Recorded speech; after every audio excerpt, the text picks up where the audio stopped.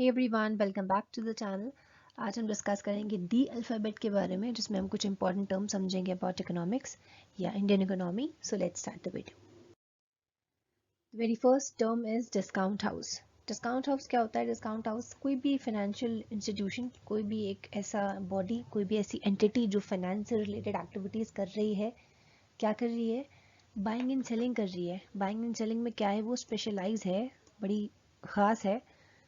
क्या buying and selling किस चीज़ का? Buying and selling of short term instruments. ठीक है, शॉर्ट टर्म इंस्ट्रूमेंट जो होते हैं, जो लंबे समय तक नहीं होते, एक साल से कम समय तक के लिए होते हैं, उन्हें कहते हैं शॉर्ट टर्म इंस्ट्रूमेंट्स।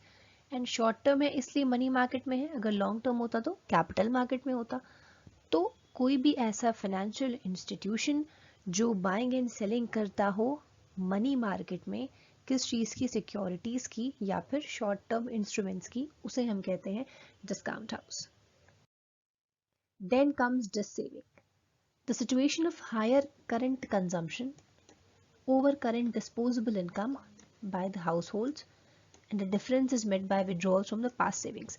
अच्छा, आपको अगर याद होगा, जब हम एग्रीगेट डिमांड या एग्रीगेट सप्लाई जब पढ़ते हैं, उसमें हमने ये पढ़ा था कि जब हमारे पास पैसे नहीं होते तो हम अपनी पुरानी रखी हुई सेविंग से कंजम्पशन करते हैं।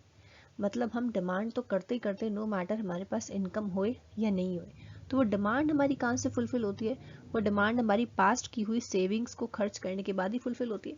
यहाँ पर क्या बोल रहे हैं? A situation of higher current consumption, मतलब कंजम्पशन जो है वो ज़्यादा है, हाई है, ओवर करंट डिस्पोजेबल इनकम, मतलब इनकम जो है वो कम है। ठीक है, as compare to consumption.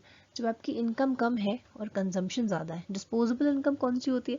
Disposable income वो इनकम होती है जो हमारे सारे खर्चे निकालने के बाद जो हमारे हाथ में बचती है। तो मतलब कि कंजम्पशन ज़्यादा है एंड डिस्पोजेबल इनकम कम है।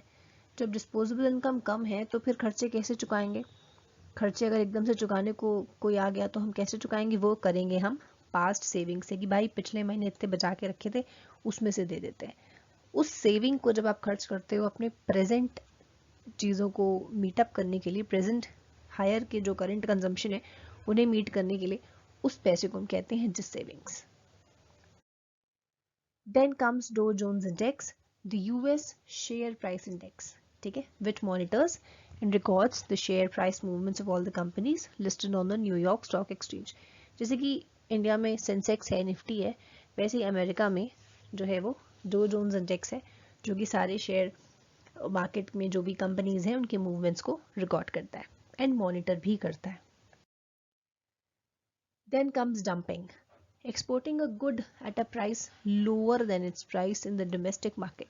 ठीक है, एक्सपोर्टिंग अ गुड मतलब किसी भी ऐसे सामान को किसी दूसरे देश से अपने देश में खरीदना जिसका मार्केट प्राइस हमारे देश में भी कम हो। जैसे कि सपोज हमारे देश में कोई एक शूज़ है, वो 150 रुपए के मिलते हैं, बट हम वही सेम शूज़ चाइना से लेकर ला रहे हैं और यहाँ पर 50 रुपए में बेच रहे हैं। This is known as dumping.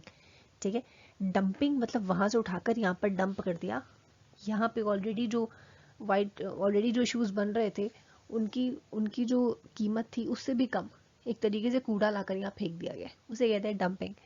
To neutralise the effects of dumping. अच्छा, डंपिंग से क्या होता है कि अगर कोई शूज़ है जो इंडिया में 150 का मिल रहा है और वही सेम सेट ऑफ शूज़ अगर चाइना से आया यहाँ पर 50 रुपए में, तो ऑब्वियस सी बात है हर कोई 50 रुपए वाला खरीदेगा। तो जो इंडिया में काम कर रही थी कंपनीज, उनका नुकसान हो जाएगा। तो इस इफेक्ट ऑफ डंपिंग को न्यूट्रलाइज करने के लिए या कम करने के लिए इंपोर्टिंग कंट्री में इम्पोज अ सरचार्ज। तो अगर इंडिया चाइना से अगर कुछ मंगवा रही है और वो बोल रहा है कि हम 50 रुपए का देंगे, तो इंडिया उस पर क्या लगाएगी? सरचार्ज लगाएगी। मतलब चाइना से कहेगी भैया तुम इतने इतने का हमें सरचार्ज दो, मतलब पैसा दो, तुम अगर डंपिंग कर रहे हो तो हम तुमसे पैसा लेंगे। एंड क्योंकि हमारी दोनों डोमेस्टिक कंपनीज जो है वो फेस करेंगी, तो उस वजह से हम लेंगे पैसा, जिसे कहा जाता है anti dumping duty.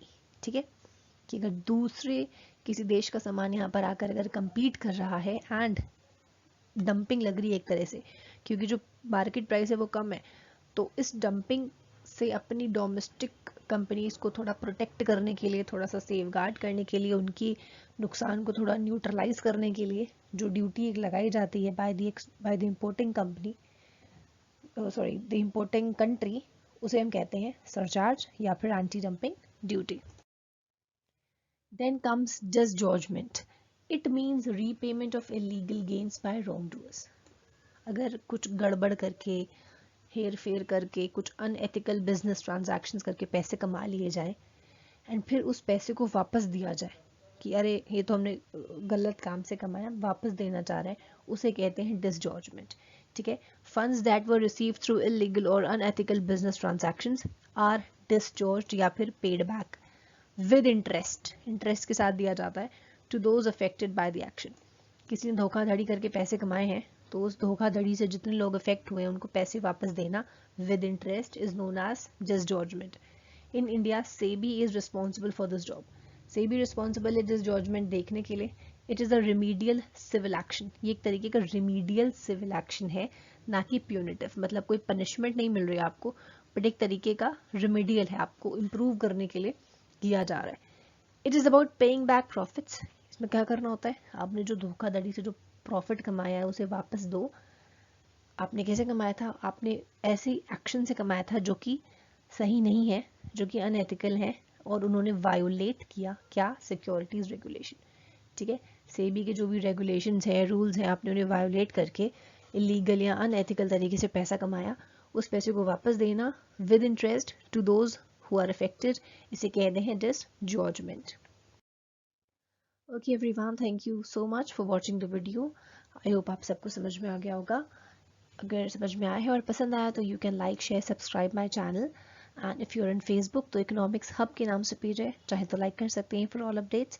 If you on Telegram तो आयुषी शर्मा एजुकेशन के नाम से एक वहाँ पर चैनल है, उसे ज्वाइन कर सकते हैं for all the PDFs, for all the notes, for all the voice notes. अगर मैं कुछ समझाती हूँ या कोई क्वेरी होती है तो वहाँ पर आप पोस्ट कर सकते हैं.